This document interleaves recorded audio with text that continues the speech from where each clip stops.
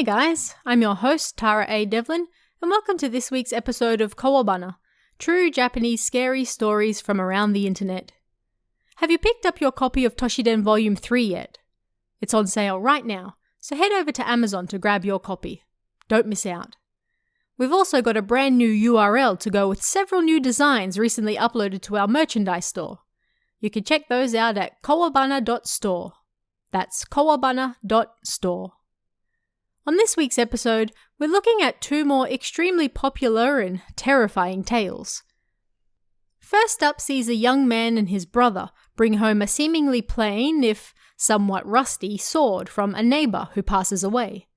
Yet, they soon discover that something sinister seems to reside within it, and it's about to tear their entire family apart. Find out what in The Cursed Sword That Destroyed My Family.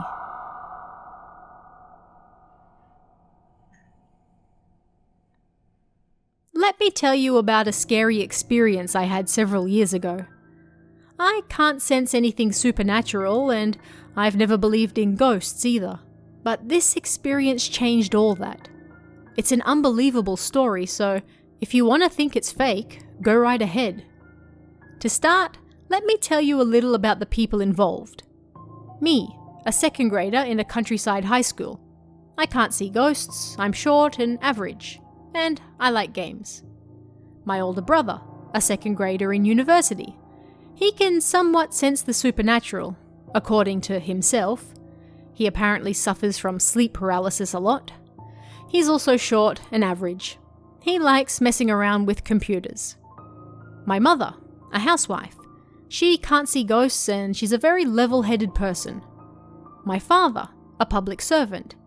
He can't see ghosts, but according to him, he can somewhat sense them a little. He's a bit of an idiot sometimes. And the old guy who lives in our neighbourhood, but I'll get to him later. Well then, let's get to the story. It all started when the old guy I just mentioned passed away. He was a regular old dude who lived nearby. That was it. He was very kind to others, and when my brother and I were children, he often played with us. Sometimes he even invited us over and gave us watermelon. He knew lots of people in the neighbourhood, of course, including our family, and he was friendly with others as well. But he didn't have any relatives, and around the time I started high school, he fell sick and didn't go outside much. A helper started visiting him around that time, and I often saw her coming and going from the house. One day, that helper came over to see us. Seemed the old man had died, and she wanted us to take part in his funeral. I don't know what exactly it was that he died of, but I think it was some sickness or another. According to the helper, the old man wrote a will before he died, and he asked her to take care of his estate and inheritances after he was gone. In the will, he mentioned that anyone from the neighbourhood could take the furniture or whatever else they wanted, but they should take it before the house was knocked down. My parents said that they didn't especially want to go, but my brother and I decided to go check it out.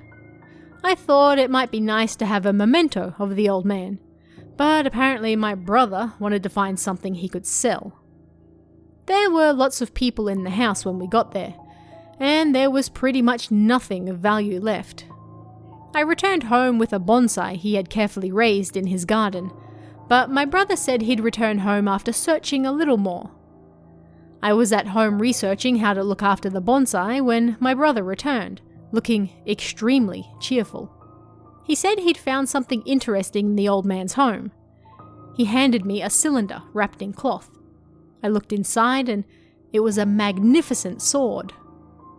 It's so cool, I thought, but at the same time, I was worried that having it might be breaking the sword and firearms control law.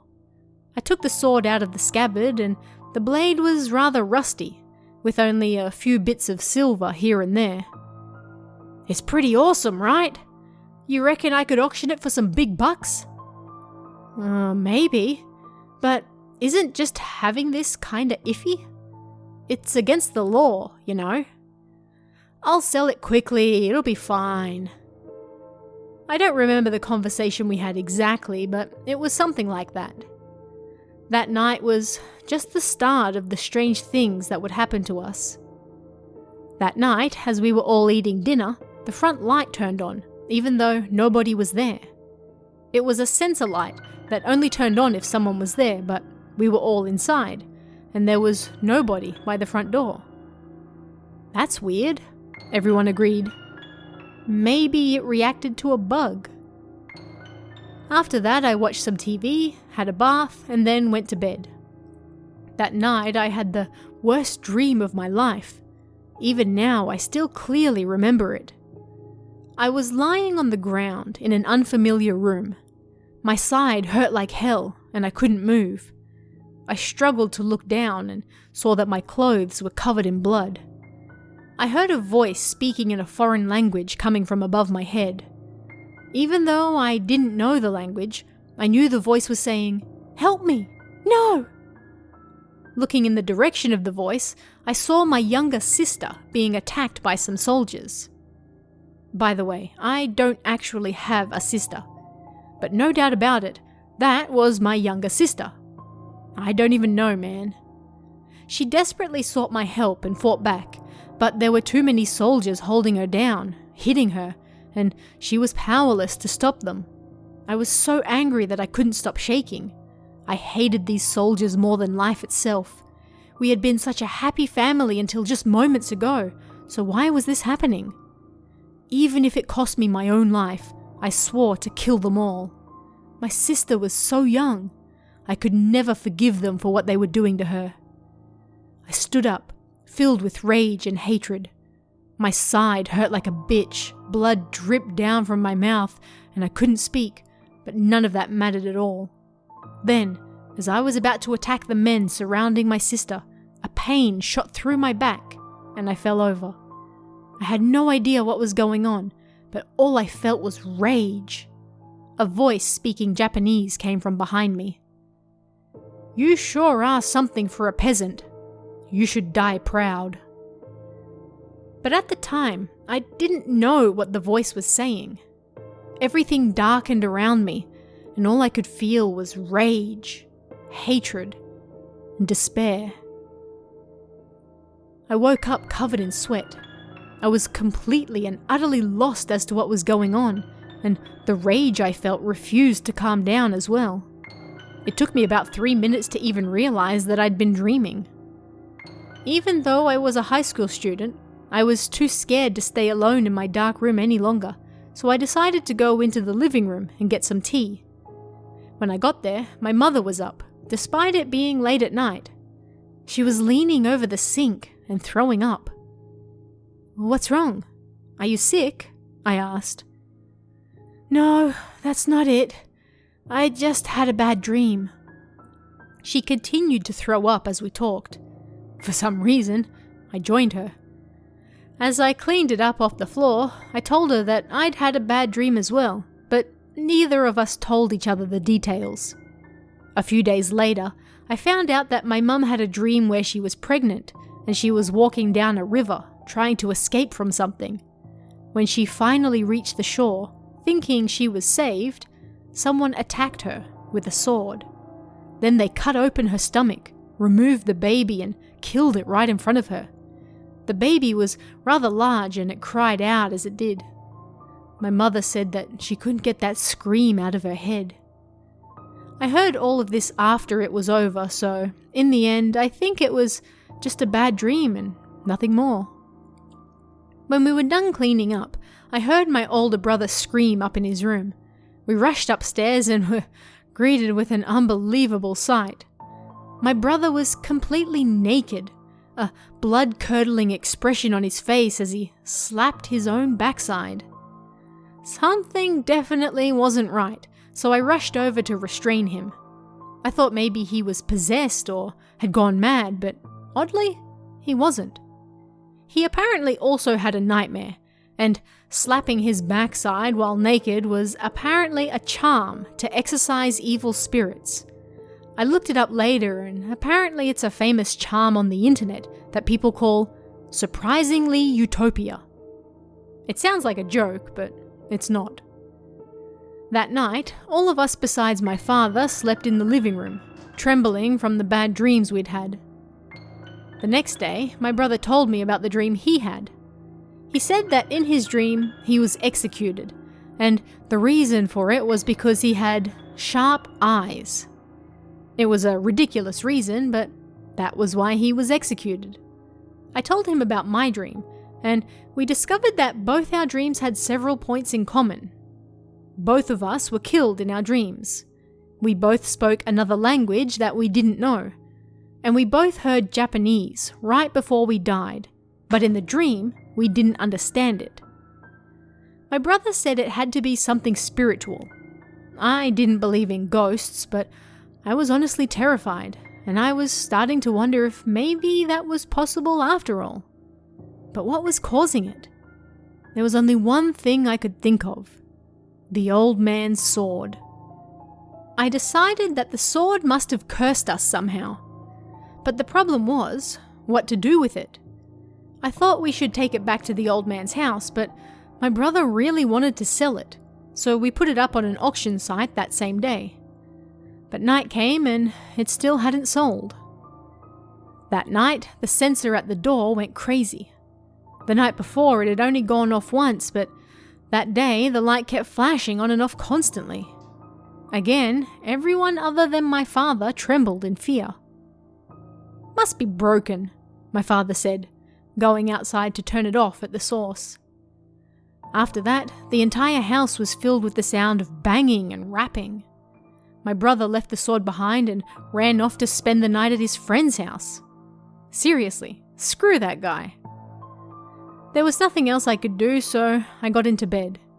I didn't think I'd be able to sleep, but before long I fell asleep like normal. And again, I had a horrific dream, this time different to the previous one. I was in a riverbed, sitting Caesar style, and my hands and feet were bound with something like handcuffs. But for some reason, I was soaked. It wasn't water, but kerosene? Something like that. Anyway, there were other people all around me in the same state, bound and covered in kerosene. Several men that looked like soldiers pointed guns at us in silence as we sat there. It was pretty clear what was about to happen, and so I was determined to at least take one of the soldiers down with me. As expected, several soldiers arrived with torches that they then tossed at us. Of course, I went up in flames. At first it tingled and I thought it actually wasn't too bad. But then my entire body hurt and I felt like I was about to die. If I was going to do anything, now was the time. So I leapt towards one of the nearby soldiers. But my hands and feet were bound, so of course I couldn't move very well. I fell over. I wanted to get at least one shot in, but I was in so much pain that I quickly forgot about it. It hurt so much, and as I writhed around in pain, everything started to darken. My eyeballs, or rather my entire face, felt like it was melting, and I thought I was about to die. Figuring I was about to die, I rolled as fast as I could towards what looked like the silhouette of a soldier in my fading vision. I was almost there, but then something cold pierced my breast. Ah, it's all over, I thought, and then I woke up. I quickly realized it had been a dream, but my body still tingled, and that cold feeling in my chest remained. It was awful. I went into the living room again, and my mother was there, watching a TV show she'd recorded earlier. Apparently she was trying to pull an all-nighter because she didn't want to sleep. "Did you have another scary dream?" she asked. "Yeah. That's probably why your brother ran out, huh?" "I don't think there's any other reason why." I joined my mother watching her TV show until morning. As we watched it, I ran through all sorts of ideas in my head. The dreams we were having, maybe they were the grudges of people killed in other countries by Japanese soldiers, killed by that sword. It all made sense. But then, why did the old guy have that sword in his house? Did he also have bad dreams every night? The following day was the old man's funeral, so I thought I'd take the opportunity to ask his helper about it. The day of the funeral arrived, but before we left, I asked my father whether he'd been having any strange dreams. Dreams? Come to think of it, the last 2 nights I had some similar dreams. What happened? I was in some strange country with this magnificent sword, stabbing the bad guys. It was oddly real, but I was like the hero in them. Are you serious? Unbelievably, my father had been having dreams from the other side, the one wielding the sword. It's a bit odd, but I felt a burning hatred towards my father in that moment. In my dreams, I was on the receiving end of that sword. So as it turned out, it wasn't just the feelings of those who had been killed by the sword lingering in it, but perhaps the souls of those who had attacked with it as well. Either way, I figured I'd learn more by asking the helper about it, so we moved on. Then, the funeral began. About half the attendees were from our neighborhood. And, on that note, my brother wasn't amongst them. What a dick. The funeral went off without a hitch. When it was over, I rushed over to the helper to ask her about the sword, but she didn't even know that it existed. An old guy standing nearby overheard us and came over. "You should take that thing to the shrine," he said. I did as he suggested and I took it to the nearby shrine. As soon as I got home, I grabbed the sword, got on my bike and rode over. I wasn't able to take it down from the auction site because I didn't know the password, and so I couldn't log in. So I just left it up. My brother still wasn't home either. A priest in his 30s greeted me when I arrived at the local shrine. He nodded as I explained everything to him. "This might indeed be one of those cursed swords. You freely took it home from the old man's house, yes? If so, then you should take it to the police first, not me," he said. "I see." I did as he said and contacted the police. The officer in charge has now gone home for the day. Can you call back again tomorrow?" the person on the other end said. "Sure." And so I had to spend yet another night with the sword. As a last resort, I put it in the shed outside. I thought that maybe, just maybe, if it was in a different building on the same grounds, then... Because my mother and I had pulled an all-nighter the night before, we were exhausted. I figured that everything would be okay if the sword was in the shed, so I decided to go to bed. Just before I did, I got a call from my brother. "What's happening with the sword?" "I'm gonna take it to the police tomorrow." Well then, I'm gonna spend another night at my friend's place." And then he hung up. Seriously, screw that guy. I didn't have another nightmare that night. Or, to put it more accurately, my mother woke me up before I was able to have another dream. I had no idea what was going on, and then I heard a strange voice coming from the living room. "Where is my sword?" "Something is terribly wrong. Your father has gone mad." "Huh?" "He suddenly woke up and then he started screaming for his sword." My mother was in a panic, and I was still half asleep. I had no idea what was going on. At any rate, I got up and went to the living room, and the place was a mess. "Where did you put my sword?" my father screamed, grabbing my shirt. "In the shed outside," I said, terrified. My father tossed me aside and ran outside. My mother quickly locked the door behind him. I was confused, but also pissed off that he'd grabbed me and then threw me aside. "What are we going to do? Should I call the police?" my mother said, but I didn't care either way. I could hear my father looking for the sword in the shed outside. It was strange to begin with, but nobody had even told my father, who suffered no harm from it, about that sword. He had no idea it existed, and yet he was calling it his sword. Having come this far, I realized my father might be possessed. So then, how could we bring him back to his senses? The only exorcism method I knew was the surprisingly utopia thing that my brother did. But surprisingly, I didn't really feel like doing that. Having found the sword, my father started banging angrily on the door. "Open up!" After debating what to do, I decided that I'd just have to physically knock my father out. If I had been able to make a calm decision, I would have called the police, but I was so angry at the time that I wanted to hit my father. I grabbed the wooden sword we bought on our trip to Matsushima and flung the door open. My father flew backwards and landed on his backside. He gripped the sword tightly in one hand. It was already out of its scabbard. The sword was rusty, but it was still a real sword. Suddenly, I grew frightened and screamed. "What are you doing?" my father yelled. I screamed as he raised the sword above his head and brought it down as hard as he could. I thought I was going to die. I raised the wooden sword with my eyes closed, hoping to defend myself. There was a loud snap. Nervously, I opened my eyes, and the sword had broken in two. I had been so afraid of getting cut that I threw up on the spot. My father stood there in a daze. "What am I? Huh? Was I dreaming?" He started to panic in a half-asleep state as well. My mother ran outside to calm us down. Dad stumbled back inside to bed. At the very least, he seemed to be back to his normal self. I was so afraid that I gave up on trying to sleep again, though. My mother wasn't able to sleep that night either. I contacted the police first thing in the morning.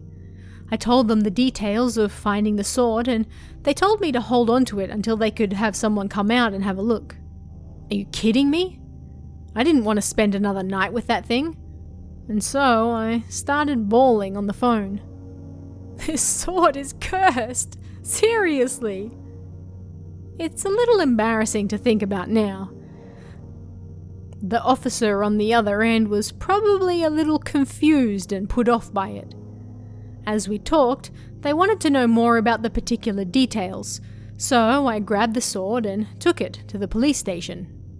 The person in charge came out to see me right away. "We're gonna have to dispose of that," he said when he saw the sword was snapped in two. He also told me that if it wasn't urgent, I'd have to keep it at home until the disposal process was completed. That was the one thing I wanted to avoid, so I cried and cried as I explained everything that had happened so far, from the nightmares to my father acting like a madman. "If that's true, then that's attempted murder," the police officer said with a laugh. He refused to take me seriously because I was a kid, but promised to deal with it as soon as possible. Because there was no precedent for such an urgent matter as this, he said he would talk to his superior about it. After that, I took the sword back with me. I returned home in despair. I put the sword down and then left to go to the library. Not to study and not to read, but to sleep. I put my head down on the desk and slept for several hours. That evening, one of the library staff woke me up and got angry at me. The library was no place to sleep. I looked at my phone and saw I had a missed call. Nervously, I called it back. It was the police. "Is this Marumaru's phone?" "Yes." "About that sword. We'd like to collect it right away. Is that okay with you?" Yes." "Well then, we'll be over shortly to pick it up. Please wait for us at home." Oh, yes." I was shocked at how fast they handled it. I rushed all the way home and the police car was already waiting there when I got there. My brother was by the front door in a panic and there were several onlookers nearby as well. Things didn't look so good. "You are Marumaru, correct?" "Yes. We'd like to dispose of the sword immediately. You have no problems with that?" "No." "Then we'll contact you again once it's been disposed of." After that incredibly short conversation, they took the sword and left. I was still in shock at how fast it had all happened. I explained everything that happened to my brother, but the more I spoke to him, the more annoyed I got, and so I hit him. It was our first sibling fight. Then, like he suddenly remembered it, he went to check the auction for the sword, but there were no bids. No doubt because the starting price was rather high. That night, we all sat down for a family meeting. We summed up everything that had happened so far. It was mostly everyone talking about the dreams they'd had. As for my father, he barely remembered his rampage, but he said it was like he was in a dream until the sword broke. As we were chatting, the front door light turned on. Of course, nobody was there. We all trembled in fear. We didn't have the sword anymore, so why? I had an idea. The front door was where the sword broke, so it would make sense that the lingering grudges inside that sword would have been set free there the moment it broke. "Get some salt," my father said, and we all ran around the house sprinkling salt. Although it was just table salt. After that, our house turned into a haunted house. The rapping noises wouldn't stop. Strange things appeared in the mirrors, and there were footsteps coming from empty rooms. There was a lingering smell of something burning. The curtains constantly rustled, and my brother was constantly doing his surprisingly utopia ritual. I think that covers most of the hauntings and weird things that happened. We soon fled the house. We spent the night in a business hotel a 15-minute drive away. Morning arrived without incident, but when we went back down to the car, the windows were covered in red handprints. My brother and I joked that they were too horror story cliché, but inside, I was petrified. As soon as we left the hotel, we went straight to the local shrine. It was first thing in the morning, but the priest cheerfully greeted us. We told him everything that had happened. "Well, I don't know if I'm going to be able to help, but..." "Please, you have to help us," I said. "That house is full of our precious memories," my mother said. "We still have half the mortgage left to pay off," my father said. "First things first, show me to the handprints on your car." We took him to our car in the parking lot. The priest stopped in his tracks when he saw it. "This is certainly not good. Let's return to the shrine for a moment and I'll call for help." We went inside the shrine and he put out some tea and sweets for us. Then he called a few people and before long, other priests arrived. "What on earth is that car?" one of them screamed angrily. In total, 9 priests arrived to help us. It was quite the sight. "Something terrible has possessed you two," one of the priests said to my father and I. Well, yeah, it would be weird if something hadn't after all that had happened. They led us into the main building and 2 priests performed a cleansing ceremony for us. 20 minutes passed with nothing of note, but somehow I felt better afterwards. While we were being cleansed, some of the other priests went to cleanse our car. 3 of them waved around sticks with pieces of paper and leaves attached to them. It also ended in about 20 minutes, but when they were done, the priests were exhausted and out of breath. After that, we held a strategy meeting. First of all, it seemed a middle-aged man had possessed me, and an old man had possessed my father. Both of them were foreigners. And there were apparently the spirits of 2 children in the car. They were Japanese. I wondered why they were Japanese, but I guess when strong spirits all gather in the one place, other unrelated spirits are also drawn to them. Then, finally, it was time to head back to the house. When we got there, one of the priests threw up. The others also looked ill.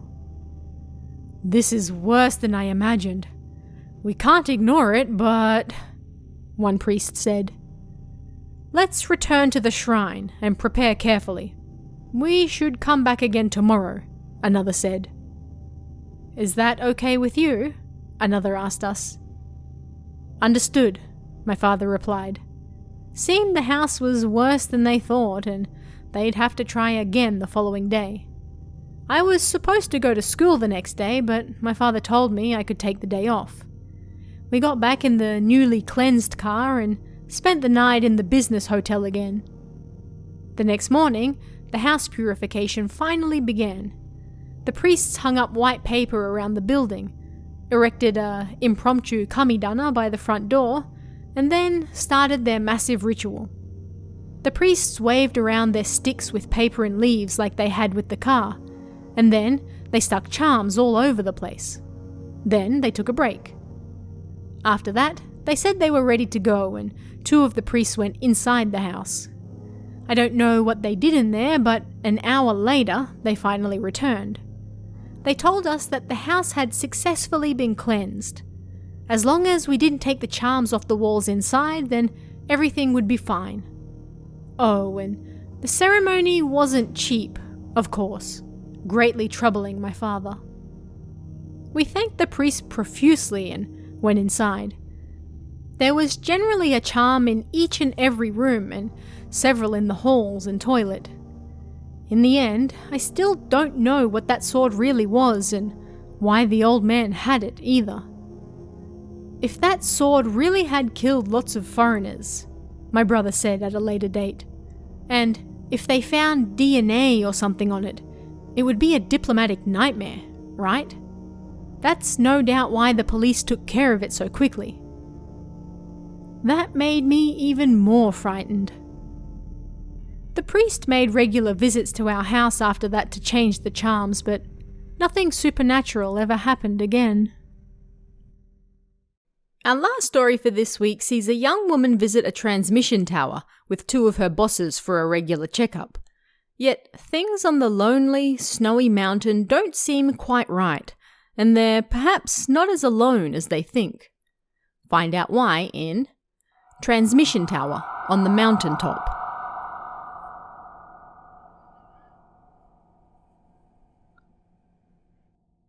I work as the facilities manager for a Docomo-related company, and at the end of last year I had a somewhat unbelievable experience. I've never believed in ghosts or monsters, and I've never experienced anything that might make me change my mind on that either, but this particular event turned my beliefs upside down. Even now, I'm still not sure if it was real or if I was hallucinating.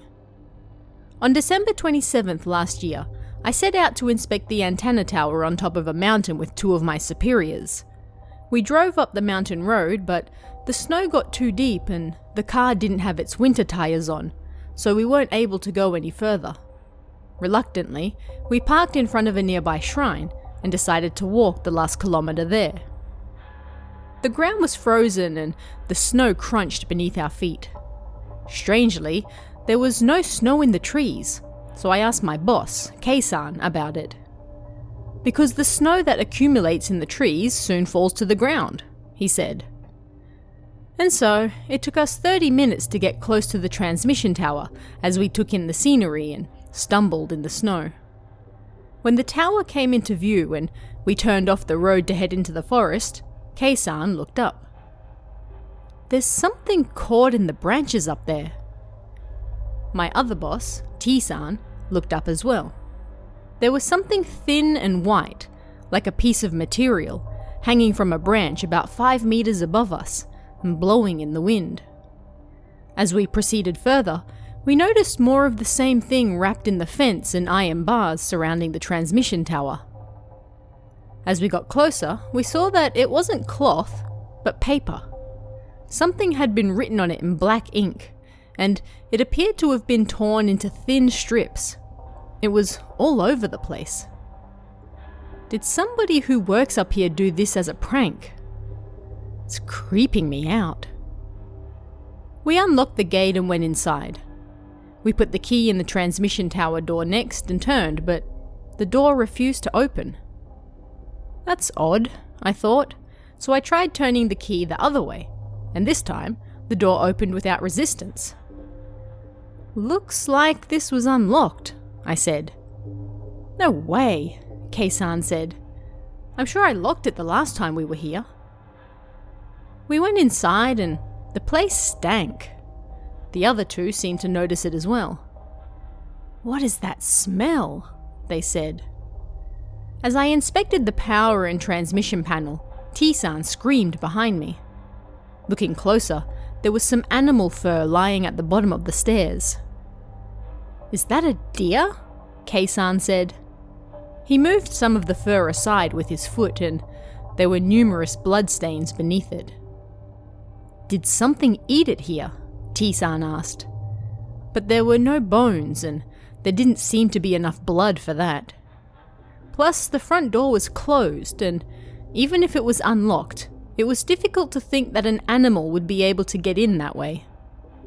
As strange as it was, we had no idea why the fur was there, so we gathered it up and put it outside. It was cold and I was creeped out, so I quickly set about finishing my inspection checklist. I wanted to get home as soon as possible. "Oh!" I heard what sounded like a voice in the distance. Thinking it was Kei-san, who went out to check the antenna, I yelled back. "Kei-san?" "What?" The reply came back from a different direction. "Huh?" I thought, but I figured it must have been T-san working outside instead, so I didn't think much of it. When I was finally done with my inspection and went to go outside, I was alone. I did a lap of the area looking for T-san, but I couldn't find him anywhere. I didn't really want to go back inside, so I waited outside, and before long, both Kei-san and T-san arrived together. "T-san, did you say something from outside just before?" "No. I was inspecting the bolts with Kei-san up above." "That's weird. I heard someone yell out, 'Ho!' before." "Oh, I heard that as well. I thought it was you." "No, it wasn't me." "Yeah, you did sound like you were a bit closer nearby, so I thought that was a bit odd." This time all three of us checked the door was locked when we left, and we left the fenced area. The strips of paper were creepy, so I tried my best not to touch them. The sun had set and it was getting dark, so we picked up the pace as we headed back towards the car. I walked a little behind Kei-san and T-san, and I looked down at my feet as we descended. The forest surrounding us was quiet, and the only thing I could hear was the snow crunching beneath our shoes. I could just see bits of the sunset in the distance, peeking out between the grey clouds. I wandered along behind them, thinking about what had just happened, when I noticed something odd. On our way up the mountain and on our way down, we all walked on the left side of the path, meaning that we left footprints on opposing sides as we went up and then down. I could see T-san and Kei-san's footprints in front of me, but between those was another smaller footprint as well. At first I wondered if they were my footprints from when we walked up the mountain, but they were on the other side of the path. I clearly remembered the snow was fresh on our way up, so nobody else had come up the mountain before us. That meant that they had to be the footprints of someone who followed us up after. But looking closer, the footprints were facing downwards, meaning that they were the footprints of someone who had descended before us. But who? When? And why were they on top of the mountain? But there was something that bothered me even more. No matter how you looked at it, the footprints were of bare feet. Whoever walked in the snow with bare feet clearly wasn't in their right mind. I looked up to speak to the bosses walking in front of me. At that moment, I saw bare feet just in front of me. "Whoa!" I thought, and stopped in my tracks. Then the feet disappeared, and nervously, I looked up again. Kei-san and T-san walked ahead of me, but I couldn't see anyone else. I looked around, but nothing moved either. I found the situation strange, but there was nothing I could do about it, so I looked down at my feet again and started walking. Before long, I saw the feet at the top of my vision again. Surprised, I stopped and the feet disappeared. As I started walking again, Again the feet appeared. They were small and pale, walking about 1.5 meters ahead of me, walking at roughly the same speed as myself. I could see some white cloth stuck by the heels. I was so scared I couldn't look forward any longer. I kept my eyes on my own feet as I walked down the hill. Listening carefully, I could hear Kei-san and T-san talking in low voices up ahead. Their voices were muffled by the crunching of the snow, but it sounded like 3, maybe 4 people were talking. Somehow, the feet in front of me didn't appear to be making any noise. Finally, the footsteps ceased. At the same time, the bare feet on the edge of my vision disappeared. Startled, I looked up, and at some point, we had reached the car. Relief filled me and I ran straight over to it. "Let's visit the shrine before we go back," Kei-san and T-san said. It was already late, so the longer we spent hanging around, the more the road would freeze and then we wouldn't be able to leave. They knew that, and yet they persisted. "We have to visit the shrine first." "Yeah, we'll be quick, so you should come too." From the entrance, behind the shrine gate, the trees were so dense that I had no idea where anything was. I absolutely did not want to go inside, but I was too scared to stay behind by myself as well, so I desperately tried to convince the pair to get in the car. Somehow, I got them to agree. I quickly started the car, but the roads were snowy, so going too fast would cause the car to slip. There were a few dangerous moments, but the two of them sat in the back quietly, without raising their voices. When I looked in the rearview mirror, I could see their heads wobbling, and while they appeared to be asleep, their eyes were open and looking straight ahead. It was at that moment I noticed something strange. Both of them were sitting in the back seat, yet T-san always sat in the passenger's seat. With that in mind, I was unable to look at the passenger's seat any longer. I did my best to only look forward, and then we finally reached the bottom of the mountain. "Let us out of here," both Kei-san and T-san said at the same time. "We're going to visit an acquaintance nearby." "I'll drop you off then," I said. "No, you go home," they replied.